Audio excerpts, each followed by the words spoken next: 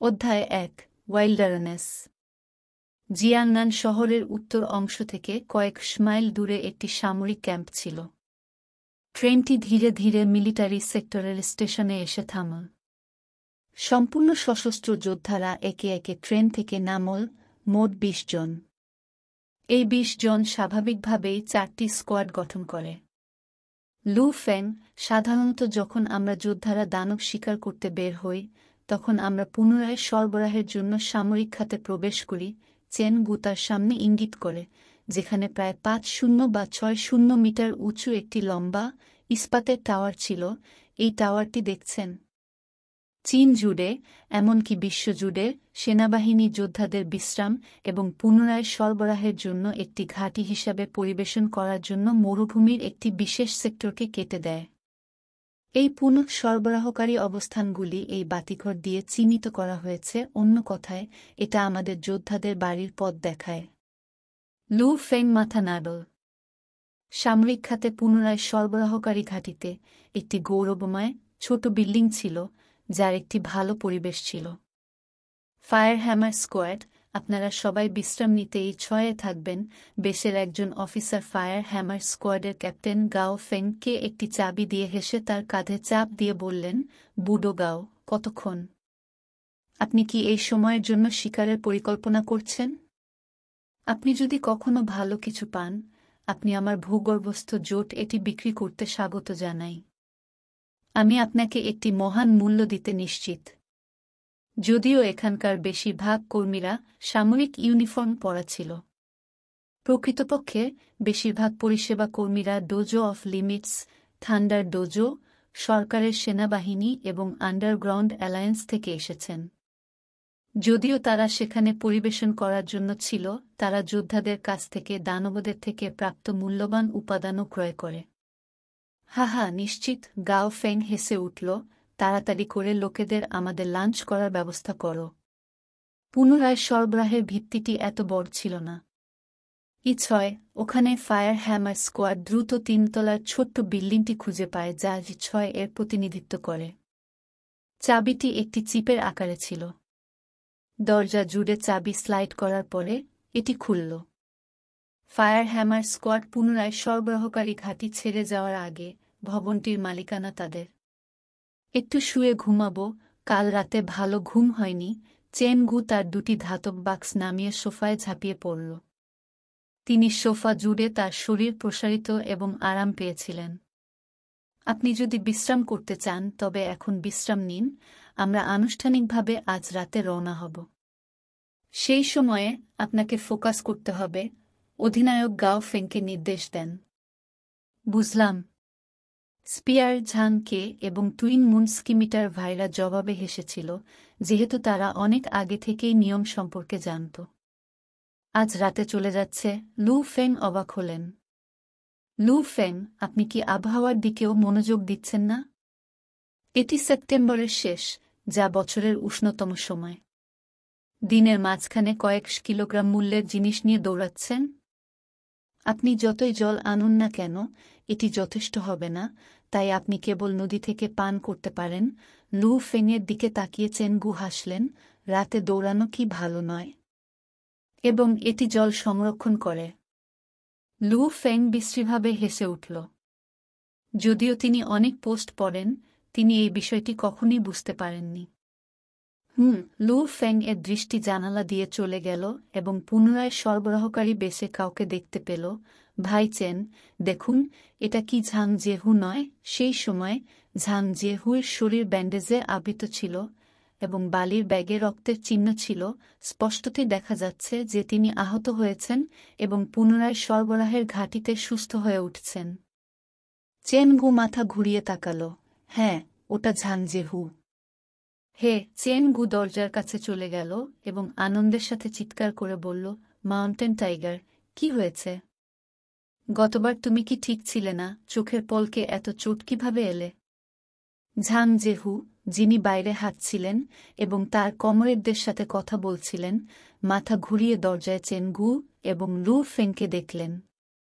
তিনি এতটাই পাগল হয়ে গেলেন যে তার দাঁত চুলকাতে শুরু করেছে এবং তার রাগান্বিত হওয়ার সাথে সাথে তিনি একটি উচ্চস্বরে উপহাস করে জবাব দিলেন, ফায়ার ক্যানন চেন, আপনার ফায়ার হ্যামার স্কোয়াড একটি অভিজাত স্কোয়াড, তাহলে আপনি কিভাবে একজন ধূর্তকে নিয়ে আসলেন?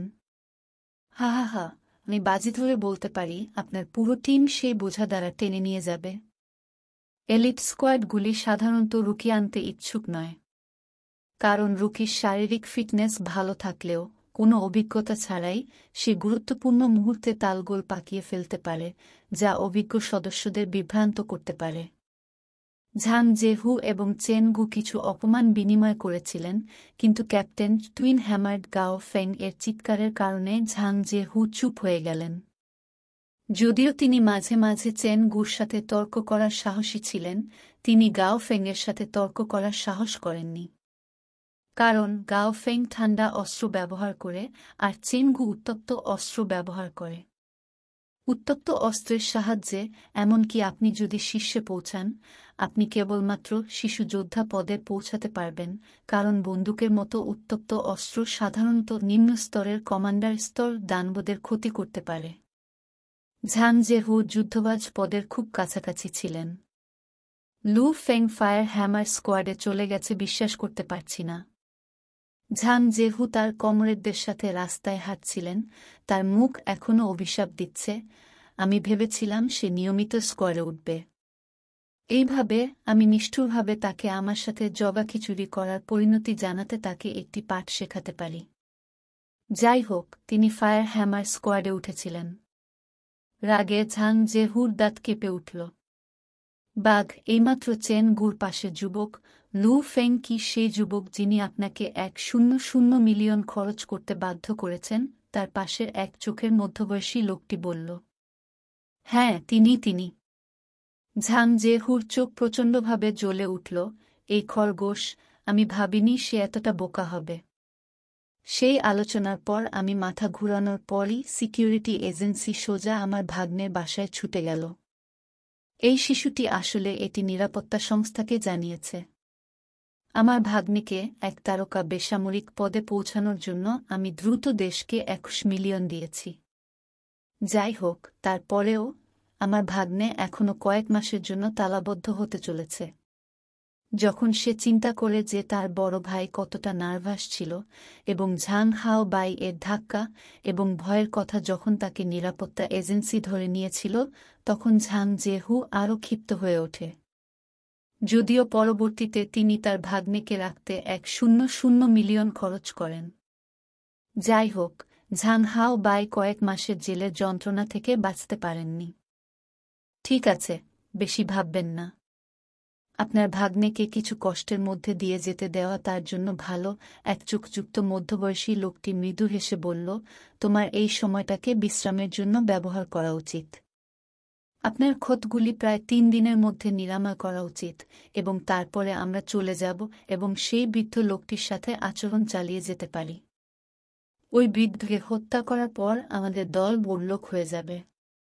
ঠিক আছে। ঝাং জেহু প্রবলভাবে মাথা নাড়লেন এবং তিনি দূরের 6 বিল্ডিংটির দিকে এক নজর চুরি করলেন এবং উপহাস করলেন, আমি বাজি ধরতে রাজি যে লু ফেং হয় মরে যাবে বা প্রান্তরে তার প্রথম প্রবেশে একটি ভারী ক্ষত পাবে। হা হা, আপনি নিশ্চয়ই তার বিরুদ্ধে ক্ষোভ পোষণ করেছেন। যাই হোক, মরুভূমিতে প্রথম প্রবেশে আঘাত এড়ানো সত্যিই কঠিন। একচোখা মধ্যবয়সী লোকটি হেসে উঠল। মধ্যরাতে ফায়ার হ্যামার স্কোয়াডের সম্পূর্ণ সজ্জিত 6 সদস্য পুনরায় সরবরাহ ঘাঁটি ছেড়ে মরুভূমিতে প্রবেশ করে। চেন গু, আমাকে তোমার একটি ধাতব বাক্স দাও, ক্যাপ্টেন গাও ফেংকে আদেশ করলেন। হা হা, ধন্যবাদ অধিনায়ক। আমি অল্প সময়ের জন্য এই বাক্সগুলি বহন করতে পারি, তবে দীর্ঘ সময়ের জন্য নয়, চেন গু বললেন যখন তিনি তার একটি বড় ধাতব বাক্স ক্যাপ্টেন গাও ফেংয়ের হাতে তুলে দিলেন। গাও ফেং সহজেই এক হাত দিয়ে এটিকে তার পিঠে নিয়ে যায়। ফায়ার হ্যামার স্কোয়াডের শক্তিশালী সদস্য গাও ফেংয়ের কাছে এই পরিমাণ ওজন কিছুই নয়। কে? চেন গু অন্য বাক্সটি খুললেন। এতে একটি ধূসর মেশিনগান ছিল। বন্দুকের মুখের একটি ধাতব দীপ্তি ছিল। মেশিনগান ব্যতীত সেখানে প্রচুর গুলি ছিল যা সমস্ত একসাথে প্যাক করা হয়েছিল, যা পুরো বাক্সটি পূর্ণ করে দিয়েছিল। স্পষ্টতই প্রচুর পরিমাণে গুলি ছিল। ভাই চেন, এটা কী ধরনের বন্দুক? লু ফেং কৌতূহলীভাবে জিজ্ঞাসা করলেন। ম৮১ টাইপ করুন, 127 মিমি ক্যালিবার। এটি 1 মিনিটে 50 থেকে 300 রাউন্ড গুলি চালাতে পারে। সামঞ্জস্যযোগ্য, হেসে চেনগু সন্তুষ্ট হলেন। পুরো বন্দুকটি 3 গ্রেড কেলো খাদ দিয়ে তৈরি, তাই এটি ক্রমাগত গুলি চালালেও বন্দুকের তাপ প্রভাবিত করবে না। বুলেটের নির্ভুলতা। লু ফেং কৌতূহলবশত জিজ্ঞাসা করলেন, ভাই চেন, আপনি কিভাবে অগ্নিদেবতার কামান ব্যবহার করেন না? ফায়ার গড সিরিজের মেশিনগানের কি সবচেয়ে বেশি শক্তি নেই? তুমি লোকি। চেন গু চমকে উঠল। বর্ষার ঝাংকের পাশে হেসে বলল, লু ফেং, ফায়ার গড সিরিজের মেশিনগানের আসলেই অনেক ক্ষমতা আছে। যাই হোক, ফায়ার গড সিরিজে প্রচুর পরিমাণে বুলেট ব্যবহার করা হয়েছে। এটি 1 মিনিটে 7,000 শট গুলি করে এবং কিছু গুলি আরও দ্রুত করতে পারে। তুমি জান ওটার মানে কি? 1 মিনিটে 7,000 শট। আর বুলেট যা একজন নিম্ন স্তরের কমান্ডার স্তরের দৈত্যের ক্ষতি করতে পারে তা হল সবচেয়ে হালকা 50 গ্রাম। 10,000 বুলেটের ওজন হবে 500 কেজি। আপনার পিঠে 500 কেজি গুলি নিয়ে শত শত মাইল দৌড়ানো। এবং অবশেষে আপনি যখন দৈত্যকে হত্যা করবেন, 1 মিনিট বা তার পরে আপনার অগ্নিদেবতার কামান তার সমস্ত গুলি ব্যবহার করে ফেলেছে। ঝ্যাংকে হেসে লু ফেংয়ের দিকে তাকাল, তাহলে তুমি কি বলো? অগ্নিদেবতা কামান কি ভালো? লু ফেং চমকে উঠল। সে আসলেই ব্যাপারটা বুঝতে পারেনি।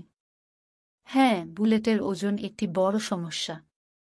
1 মিনিটে 7,000 বুলেট। পুরো ট্রিপের জন্য আপনার সাথে কতগুলি বুলেট আনতে হবে?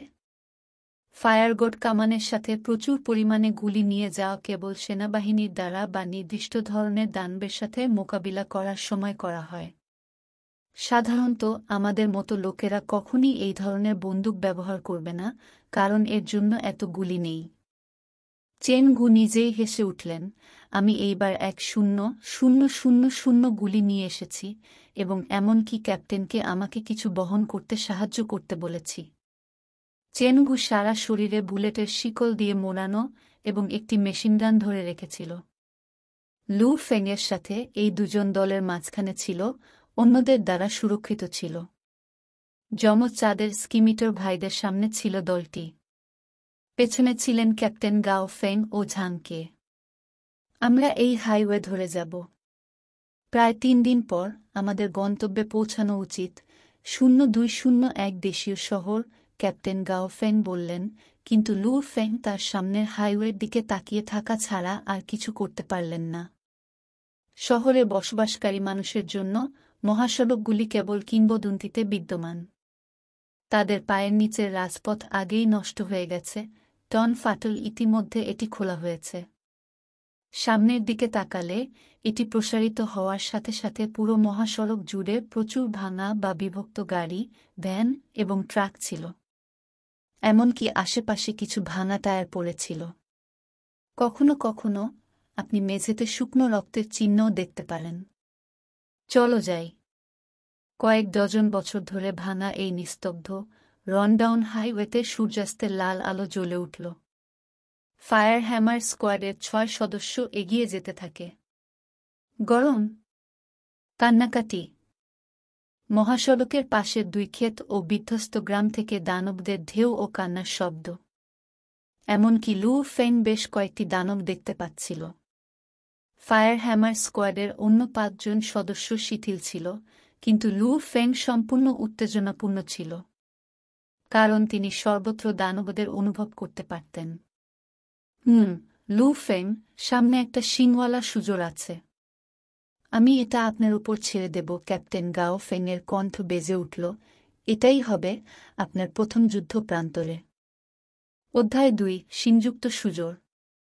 লু ফেং, এটা তোমার প্রথম যুদ্ধ, তাই অস্থির হবেন না। এই দানবরা সামরিক বাহিনীতে তাদের বংশবৃদ্ধির চেয়ে অনেক বেশি হিংস্র, চেন গু গভীরভাবে স্মরণ করিয়ে দিয়েছিলেন। লু ফেং হেসেছিল, সে জানত ভাই চেন তাকে নিয়ে চিন্তিত।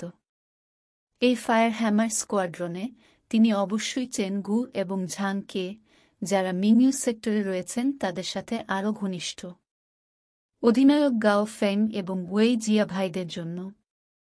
যেহেতু তিনি নতুন ছিলেন এবং তাদের সাথে পরিচিত ছিলেন না, তাই গাও ফেং এবং তার গ্রুপের স্বীকৃতি পাওয়া কঠিন ছিল।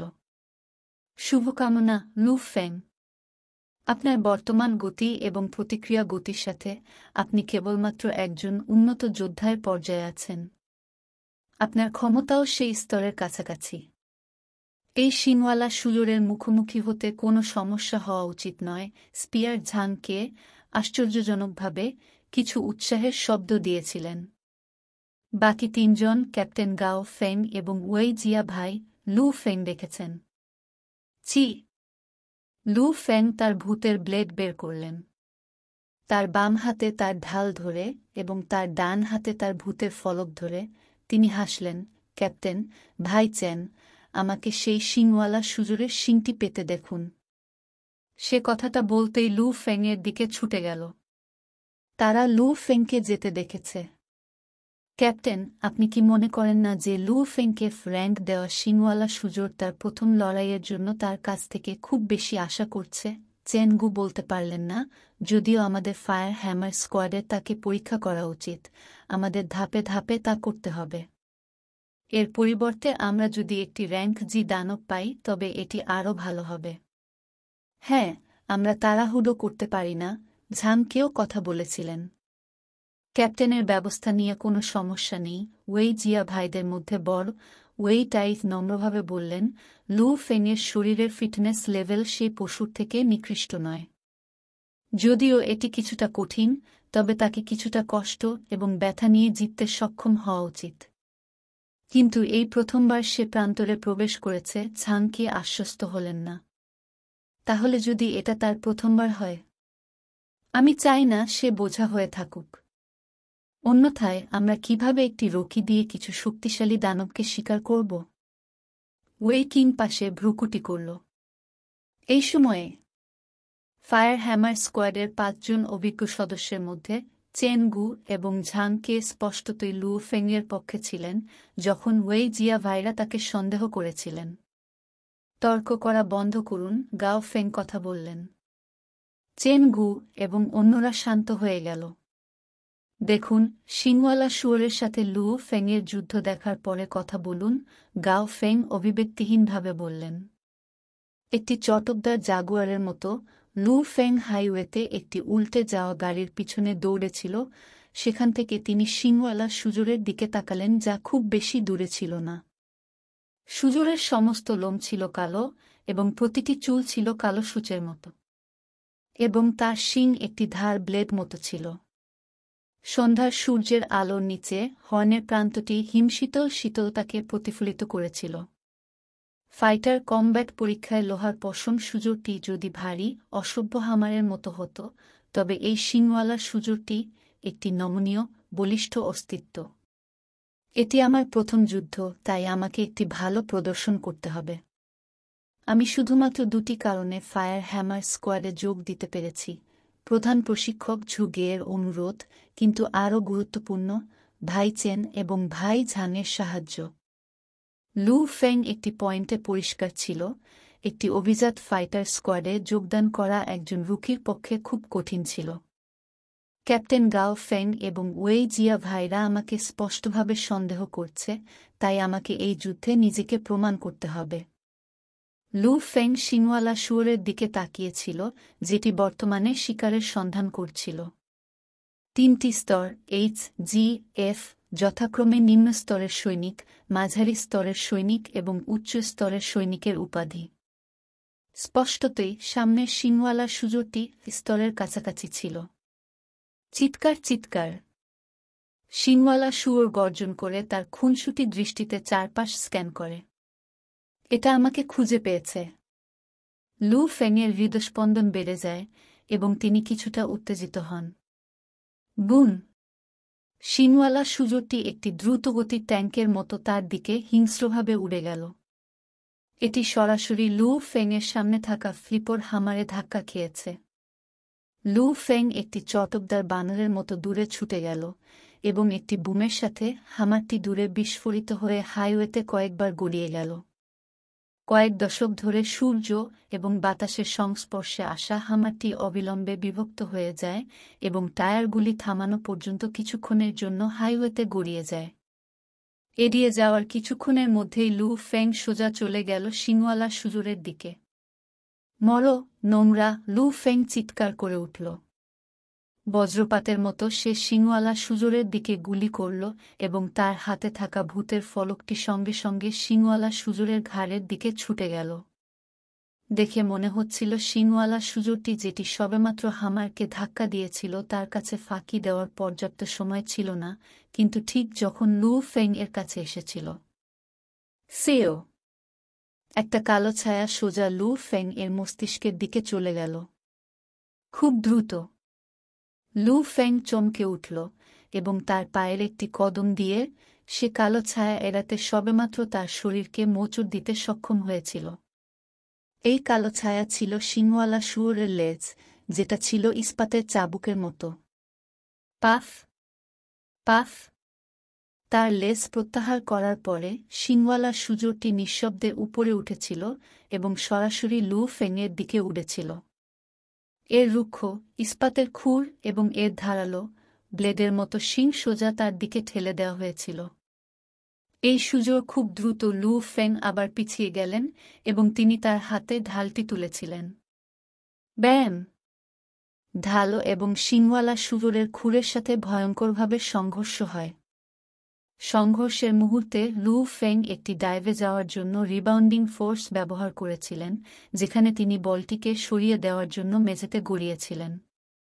শিংওয়ালা সুজোরটি ঠিক তার পিছনে তাড়া করল এবং লু ফেং একটি ভাঙা ট্রাকের কাছে গড়িয়ে গেল এবং একটি ডার্ট দিয়ে ট্রাকের পিছনে চলে গেল।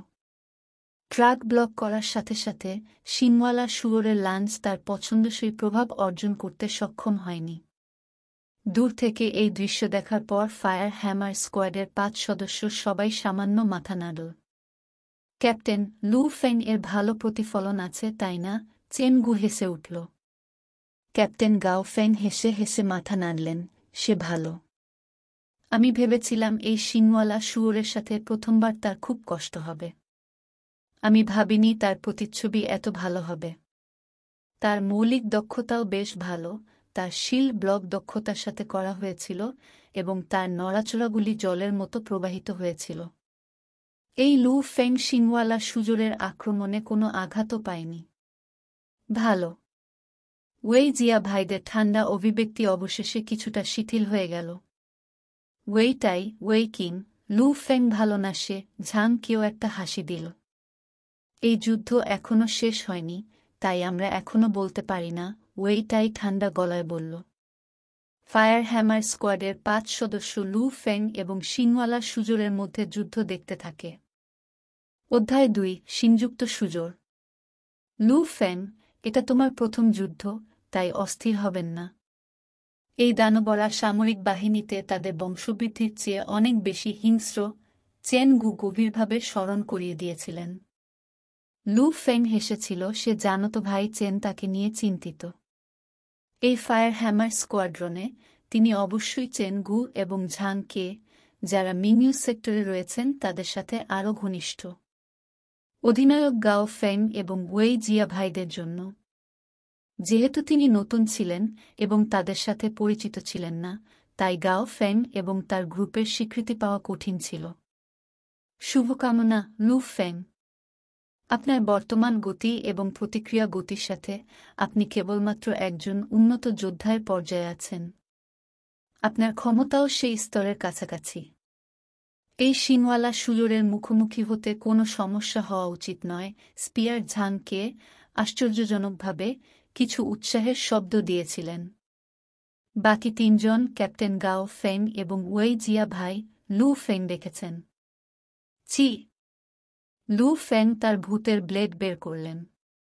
তার বাম হাতে তার ঢাল ধরে এবং তার ডান হাতে তার ভূতের ফলক ধরে তিনি হাসলেন। ক্যাপ্টেন, ভাই চেন, আমাকে সেই শিংওয়ালা সুজুরের শিংটি পেতে দেখুন। সে কথাটা বলতেই লু ফেংয়ের দিকে ছুটে গেল। তারা লু ফেংকে যেতে দেখেছে। ক্যাপ্টেন, আপনি কি মনে করেন না যে লু ফেংকে র্যাঙ্ক দেওয়া শিংওয়ালা সুজোর তার প্রথম লড়াইয়ের জন্য তার কাছ থেকে খুব বেশি আশা করছে? চেন গু বলতে পারলেন না, যদিও আমাদের ফায়ার হ্যামার স্কোয়াডে তাকে পরীক্ষা করা উচিত। আমাদের ধাপে ধাপে তা করতে হবে। এর পরিবর্তে আমরা যদি একটি র্যাঙ্ক জি দানব পাই তবে এটি আরও ভালো হবে। হ্যাঁ, আমরা তাড়াহুড়ো করতে পারি না, ঝাংকেও কথা বলেছিলেন। ক্যাপ্টেনের ব্যবস্থা নিয়ে কোনো সমস্যা নেই, ওয়েই জিয়া ভাইদের মধ্যে বড়। ওয়েই টাইফ নম্রভাবে বললেন, লু ফেংয়ের শরীরের ফিটনেস লেভেল সেই পশুর থেকে নিকৃষ্ট নয়। যদিও এটি কিছুটা কঠিন, তবে তাকে কিছুটা কষ্ট এবং ব্যথা নিয়ে জিততে সক্ষম হওয়া উচিত। কিন্তু এই প্রথমবার সে প্রান্তরে প্রবেশ করেছে। ঝাংকি আশ্বস্ত হলেন না। তাহলে যদি এটা তার প্রথমবার হয়? আমি চাই না সে বোঝা হয়ে থাকুক। অন্যথায় আমরা কিভাবে একটি রকি দিয়ে কিছু শক্তিশালী দানবকে শিকার করব? ওয়েই কিং পাশে ভ্রুকুটি করল। এই সময়ে ফায়ার হ্যামার স্কোয়াডের 5 জন অভিজ্ঞ সদস্যের মধ্যে চেন গু এবং ঝাংকে স্পষ্টতই লু ফেংয়ের পক্ষে ছিলেন, যখন ওয়েই জিয়া ভাইরা তাকে সন্দেহ করেছিলেন। তর্ক করা বন্ধ করুন, গাও ফেং কথা বললেন। চেন গু এবং অন্যরা শান্ত হয়ে গেল। দেখুন, শিংওয়ালা শুয়োরের সাথে লু ফেংয়ের যুদ্ধ দেখার পরে কথা বলুন, গাও ফেং অভিব্যক্তিহীনভাবে বললেন। একটি চটকদার জাগুয়ারের মতো লু ফেং হাইওয়েতে একটি উল্টে যাওয়া গাড়ির পিছনে দৌড়েছিল। সেখান থেকে তিনি শিংওয়ালা সুজোরের দিকে তাকালেন, যা খুব বেশি দূরে ছিল না। সুজোরের সমস্ত লোম ছিল কালো এবং প্রতিটি চুল ছিল কালো সূচের মতো, এবং তার শিং একটি ধার ব্লেড মতো ছিল। সন্ধ্যার সূর্যের আলোর নিচে হর্নের প্রান্তটি হিমশীতল শীতলতাকে প্রতিফলিত করেছিল। ফাইটার কমব্যাট পরীক্ষায় লোহার পশম সুজোরটি যদি ভারী অসভ্য হামারের মতো হতো, তবে এই শিংওয়ালা সুজোরটি একটি নমনীয় বলিষ্ঠ অস্তিত্ব। এটি আমার প্রথম যুদ্ধ, তাই আমাকে একটি ভালো প্রদর্শন করতে হবে। আমি শুধুমাত্র 2টি কারণে ফায়ার হ্যামার স্কোয়াডে যোগ দিতে পেরেছি: প্রধান প্রশিক্ষক ঝুগের অনুরোধ, কিন্তু আরও গুরুত্বপূর্ণ, ভাই চেন এবং ভাই ঝাংয়ের সাহায্য। লু ফেং একটি পয়েন্টে পরিষ্কার ছিল, একটি অভিজাত ফাইটার স্কোয়াডে যোগদান করা একজন রুকির পক্ষে খুব কঠিন ছিল। ক্যাপ্টেন গাও ফেং এবং ওয়েই জিয়া ভাইরা আমাকে স্পষ্টভাবে সন্দেহ করছে, তাই আমাকে এই যুদ্ধে নিজেকে প্রমাণ করতে হবে। লু ফেং শিংওয়ালা শুয়োরের দিকে তাকিয়েছিল, যেটি বর্তমানে শিকারের সন্ধান করছিল। 3টি স্তর এইচ, জি, এফ, যথাক্রমে নিম্ন স্তরের সৈনিক, মাঝারি স্তরের সৈনিক এবং উচ্চ স্তরের সৈনিকের উপাধি।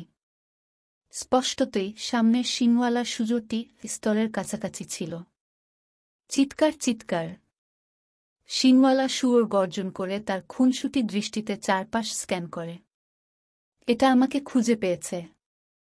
লু ফেংয়ের হৃদস্পন্দন বেড়ে যায় এবং তিনি কিছুটা উত্তেজিত হন। বুন! শিংওয়ালা সুজোরটি একটি দ্রুতগতির ট্যাঙ্কের মতো তার দিকে হিংস্রভাবে উড়ে গেল। এটি সরাসরি লু ফেংয়ের সামনে থাকা ফ্লিপর হামারে ধাক্কা খেয়েছে। লু ফেং একটি চটকদার বানরের মতো দূরে ছুটে গেল এবং একটি বুমের সাথে হামারটি দূরে বিস্ফোরিত হয়ে হাইওয়েতে কয়েকবার গড়িয়ে গেল। কয়েক দশক ধরে সূর্য এবং বাতাসের সংস্পর্শে আসা হামারটি অবিলম্বে বিভক্ত হয়ে যায় এবং টায়ারগুলি থামানো পর্যন্ত কিছুক্ষণের জন্য হাইওয়েতে গড়িয়ে যায়। এড়িয়ে যাওয়ার কিছুক্ষণের মধ্যেই লু ফেং সোজা চলে গেল শিংওয়ালা সুজোরের দিকে। মরো, নোংরা! লু ফেং চিৎকার করে উঠল। বজ্রপাতের মতো সে শিংওয়ালা সুজোরের দিকে গুলি করল এবং তার হাতে থাকা ভূতের ফলকটি সঙ্গে সঙ্গে শিংওয়ালা সুজোরের ঘাড়ের দিকে ছুটে গেল।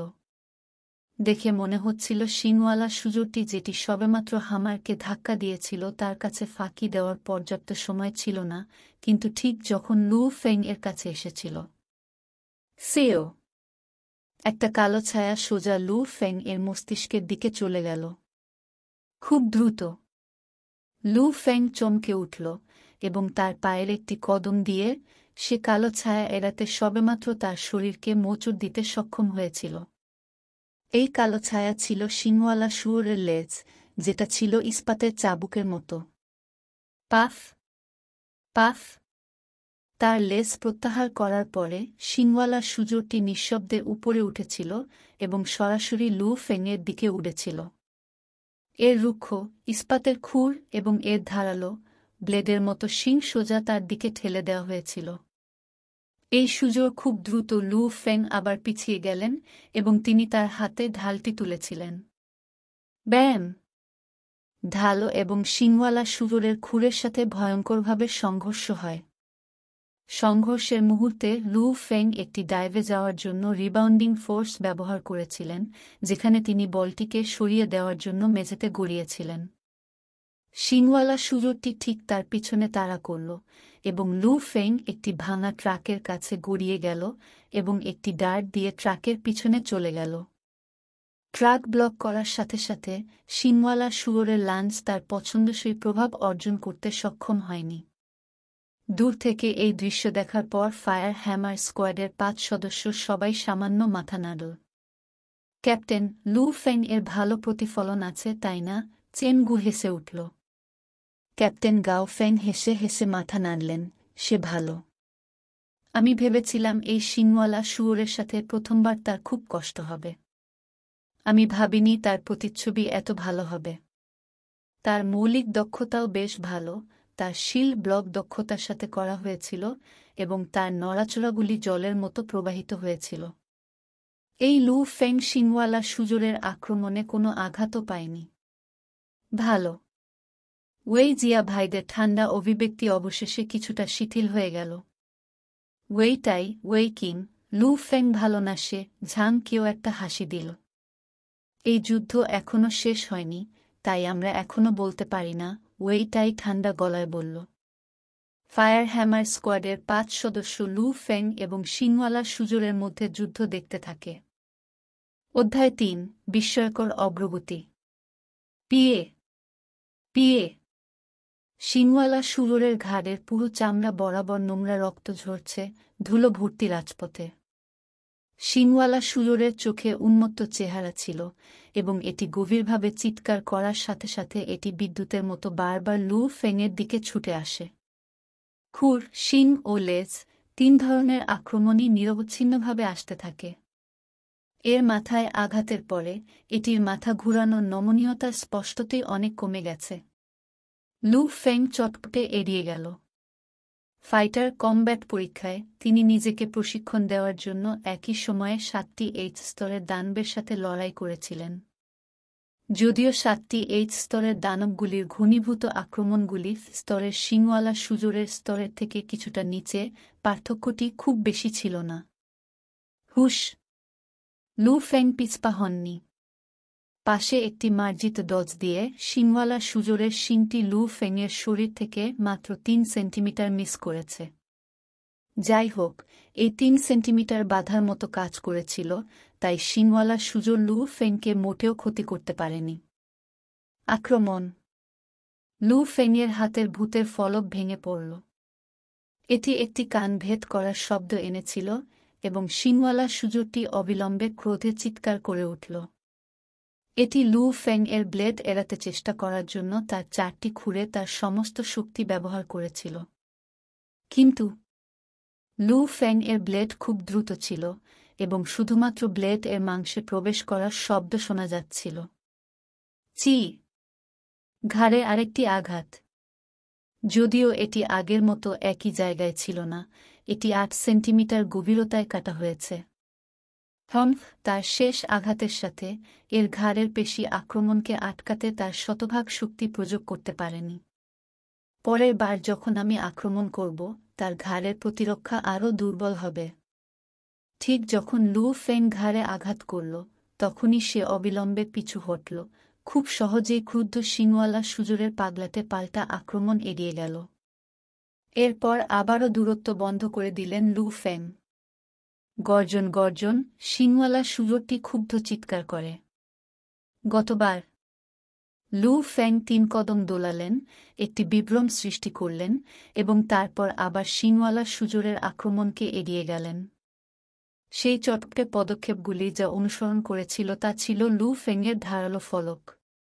ফাঁচে প্রথম দিকে এটিতে স্ল্যাশ করা বেশ কঠিন ছিল, কিন্তু 1-2 সেন্টিমিটার গভীরতায় কাটার পরে প্রতিরোধ দ্রুত হ্রাস পায়। লু ফেংয়ের ভূতের ব্লেড শিংওয়ালা সুজোরের ঘাড়ের 2/3 কেটে ফেলার পর সে তার ফলক বের করে দ্রুত পিছু হটে। সেই বিশাল ক্ষত থেকে ঝর্ণার মতো রক্ত বয়ে গেল। আও! একটা ঝাঁকুনি এলো। শিংওয়ালা সুজোরের সমস্ত শরীর কাঁপছিল এবং তার খুরগুলি অজান্তেই থমকে যাচ্ছিল। মহাসড়কের ডামার স্তম্ভের নিচে ফাটল ধরেছে। এরপর অচেতন সুজোরটি নিজেকে ছুঁড়ে ফেলে মহাসড়কের পাশের আঁকাবাঁকা রেলিংয়ের সাথে ধাক্কা খেয়ে সেটি ভেঙে নিচে পড়ে যায়। এর আওয়াজ ক্ষীণ হয়ে গেল, তারপর থেমে গেল। লু ফেং ভাঙ্গা হাইওয়ে রেলিংয়ের পাশে দাঁড়িয়ে শিংওয়ালা সুজোরের মৃতদেহের দিকে তাকাচ্ছিল, যার মাথাটি পড়ে যেতে চলেছে।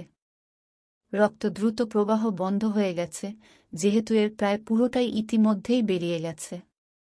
সম্ভবত অন্তত 1 ব্যারেল মূল্যের রক্ত বেরিয়েছিল। মৃত লু ফেং লাফিয়ে নেমে তার ভূতের ব্লেড ব্যবহার করে শিং কেটে ফেলে। শিংওয়ালা সুজোরের শরীরের সবচেয়ে গুরুত্বপূর্ণ অংশ শুধু এই একটি শিং। ফায়ার হ্যামার স্কোয়াডের 5 সদস্য দূর থেকে দেখে নিঃশ্বাস ছাড়তে পারল না। অস্বাভাবিক। দানব। এই দুটি শব্দ ওয়েই জিয়া ভাইদের মুখ থেকে এসেছে। সে কেমন আছে? আমি একটি ভালো সুপারিশ করেছি, আমি না, চেনগু বড়াই করে। আমরা যদি বলি তাদের 5 জন আগে বিস্মিত ছিল, এখন তারা সম্পূর্ণ হতবাক এবং হতবাক। অবিশ্বাস্য, ঝাংকে বলতে পারলেন না। ক্যাপ্টেন টুইন হ্যামার গাও ফেং লু ফেংয়ের দিকে তাকালো যখন সে শিং কেটে দিল।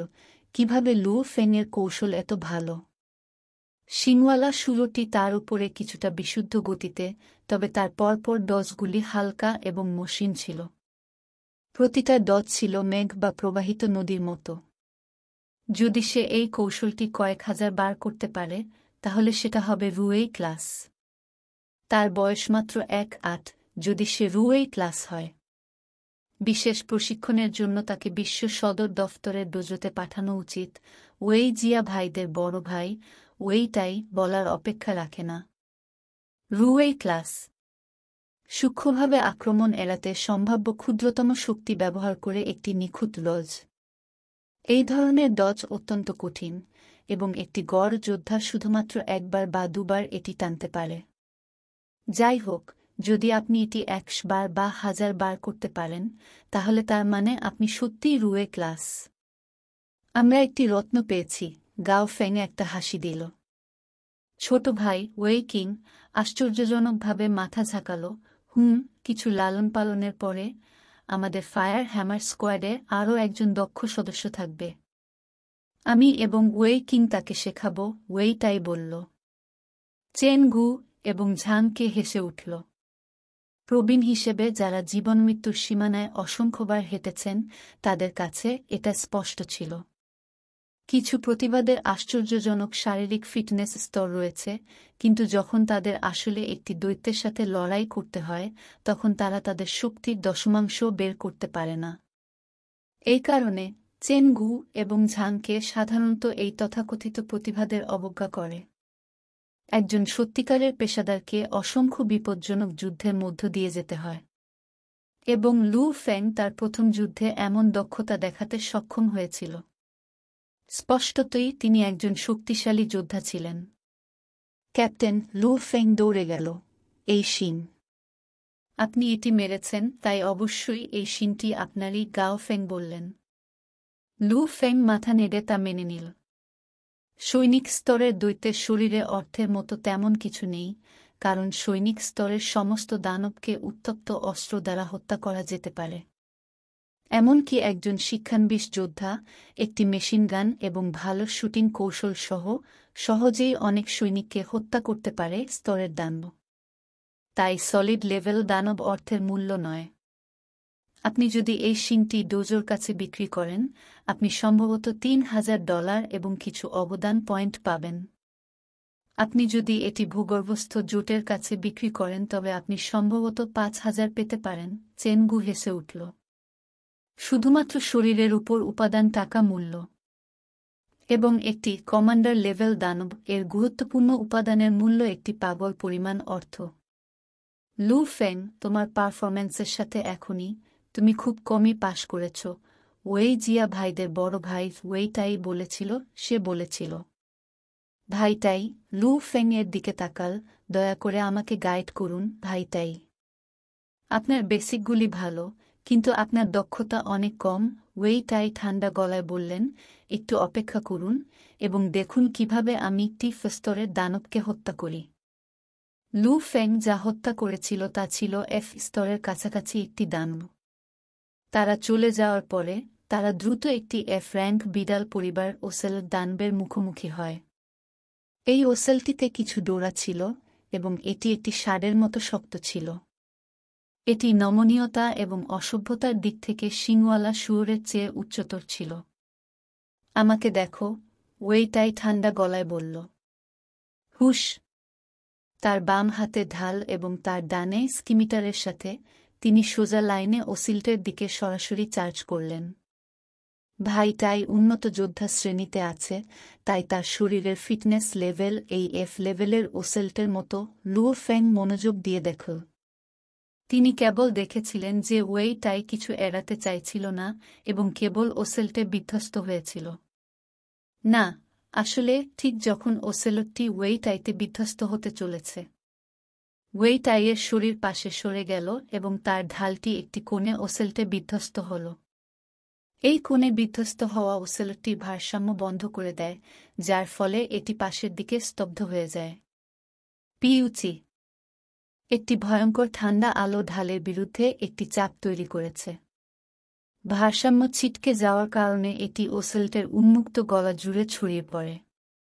কিছুক্ষণ পরেই ঝর্ণার মতো তাজা রক্ত ছিটকে পড়ল এবং ওয়েইটাই দ্রুত পিছু হটল। তিনি ঠান্ডাভাবে যন্ত্রণায় কান্নাকাটি করা ওসিলট দৈত্যের দিকে তাকালেন যতক্ষণ না এটি ধীরে ধীরে পড়ে যায় এবং শ্বাস হারিয়ে ফেলে। ওয়েইটাই ওসেল্টের লেজ কেটে একটি প্রায় স্বচ্ছ টেন্ডন বের করে। ওটা ব্যাগে রেখে ফিরে গেল।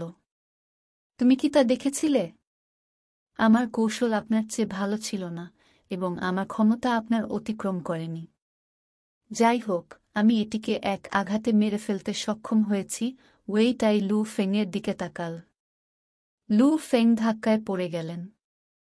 যুদ্ধ এইমাত্র এক ঝলকানি শেষ হয়েছে, কিন্তু তার যুদ্ধের জন্য তাকে অনেক আক্রমণ এড়িয়ে যেতে হয়েছে এবং বারবার শিংওয়ালা সুজোরের ঘাড়ে আক্রমণ করতে হয়েছে।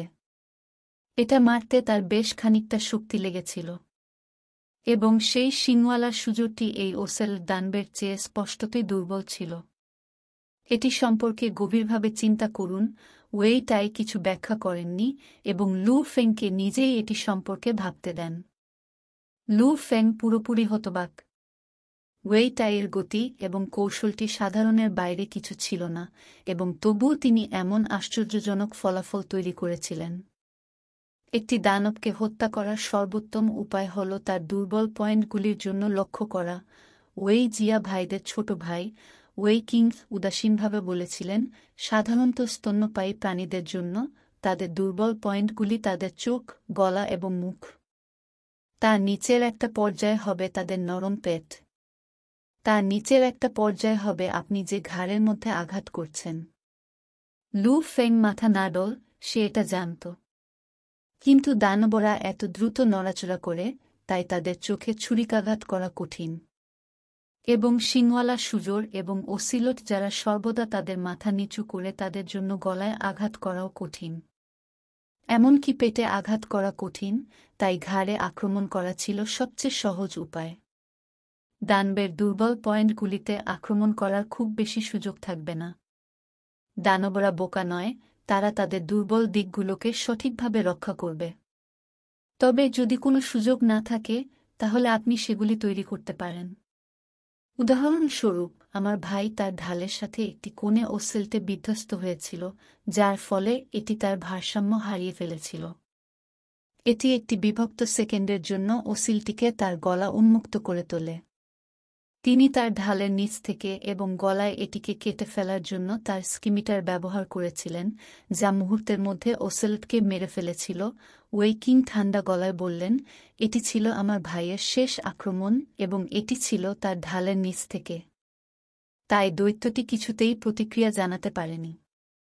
লু ফেং মাথা নাড়ল। মনে রাখবেন, আপনার শক্তিশালী পয়েন্টগুলি কিভাবে ব্যবহার করবেন তা শিখুন। ওয়েই কিং বলেছিলেন, আপনাকে দক্ষতার সাথে এবং পরিষ্কারভাবে সেগুলি ব্যবহার করতে হবে। আপনার কৌশলটি ভালো, তবে দানবটিকে মারার জন্য আপনাকে প্রতিবার আপনার কৌশলটি ফ্ল্যাশ করতে হবে না। সর্বদা দানবকে হত্যা করার সবচেয়ে কার্যকর উপায়ের দিকে এগিয়ে যান। বুঝেছি, লু ফেং মাথা নাড়ল। ওয়েই কিং একটি বিরল হাসি ছেড়ে দিল। চলো যাই, গাও ফেং হেসে উঠল যখন সে দোলা দিল। ফায়ার হ্যামার স্কোয়াড স্পষ্টতই লু ফেংকে ভবিষ্যতে একজন দক্ষ সদস্য হতে চেয়েছিল, তাই তারা তাকে গুরুত্ব সহকারে প্রশিক্ষণ দিয়েছে। রাস্তায় ওয়েই কিং এবং ওয়েই তাই পালাক্রমে আবির্ভূত দানবদের সাথে লড়াই করে এবং কখনো কখনো লু ফেংকেও তাদের সাথে মোকাবিলা করতে দেয়। তারা তাকে শব্দ এবং কৌশল শিখিয়েছে এবং লু ফেংকে কিছু বাস্তব অভিজ্ঞতা পেতে দিয়েছে। লু ফেংয়ের উন্নতির হারও ছিল বিস্ময়কর।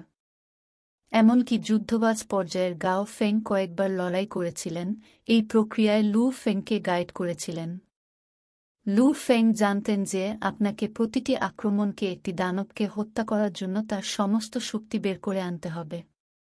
এবং এর আগে যখন তিনি শিংওয়ালা শুয়োরের সাথে লড়াই করছিলেন, তখন তার সুন্দর ডজগুলি আসলে অকেজো ছিল। লু ফেংয়ের আক্রমণগুলি ধীরে ধীরে আরও তীক্ষ্ণ, প্রত্যক্ষ এবং কার্যকর হয়ে ওঠে।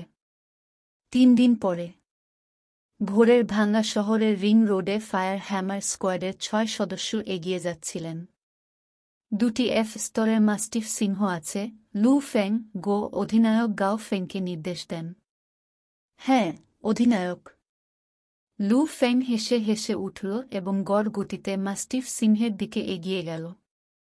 হাউল হাউল! মাস্টিফ সিংহরা তাদের চোখে রক্তপিপাসু উন্মাদনা নিয়ে আগত লু ফেংয়ের দিকে গর্জন করছে। তারা তাদের সামনে এই মানুষটির জন্য খুব একটা পাত্তা দেয়নি, কিন্তু যখন তারা একে অপরের কাছে আসল, লু ফেং তার মুখে হাসি ফোটাল। হুশ! তার গতি ত্বরান্বিত। মাস্টিফ সিংহ দৈত্যের লোম দুটোই উঠে দাঁড়িয়েছে। লু ফেং এক মুহূর্তের মধ্যে দূরত্ব বন্ধ করে দেন। তিনি যে 4টি অস্বাভাবিক পদক্ষেপ করেছিলেন তা হল 9 stage thunder blade technique flowing light. তিনি মাস্টিফ সিংহের নখর টোপ দিয়েছিলেন এবং তার শরীরের মোচড় দিয়ে তাদের নখরগুলিকে সঠিকভাবে এড়াতেন। যখন তাদের দেহ একে অপরের উপর দিয়ে চলে গেল, ভূতের ব্লেডটি এক তাৎক্ষণিকভাবে অশুভভাবে কেটে গেল। পিউ! ঠিক গলায় থেতলে গেছে। লু ফেং সামনের দিকে চার্জ করে অন্য মাস্টিফ সিংহ দৈত্যের দিকে মাথা ঘুরিয়েছিল। হাউল! যখন মাস্টিফ সিংহ দৈত্য তার কমরেডের গলা থেকে তাজা রক্ত ছিটাতে দেখে, তখন সে চিৎকার করে দ্রুত পিছু হটে। চেন গু, গাও ফেং এবং ফায়ার হ্যামার স্কোয়াডের অন্যান্য সদস্যরা তাদের দেখার সাথে সাথে হাসি দিল। যদিও লু ফেং ওয়েই জিয়া ভাইদের মতো অভিজ্ঞ নন, কিন্তু তার কৌশলের কারণে লু ফেংয়ের হত্যার ক্ষমতা ওয়েই জিয়া পরিবারের বড় বা ছোট ভাইবোনের চেয়ে খারাপ নয়। লু ফেং, চলো যাই, তাড়াতাড়ি শহরে ঢুকি। মাস্টিফ সিংহগুলি সমবেত হয়। যে মাস্টিফ সিংহটি পালিয়েছে শীঘ্রই তাদের একটি পুরো প্যাকেট এখানে নিয়ে আসবে। চেন গু হেসে উঠল। লু ফেং সবাই একত্রিত হয়ে হেসেছিল। ফায়ার হ্যামার স্কোয়াডের 6 সদস্য অবশেষে তাদের গন্তব্যে পৌঁছেছে, 0201 দেশীয় শহর। আপনি যদি কোনো ত্রুটি খুঁজে পান, অনুগ্রহ করে আমাদের জানান যাতে আমরা যত তাড়াতাড়ি সম্ভব এটি ঠিক করতে পারি।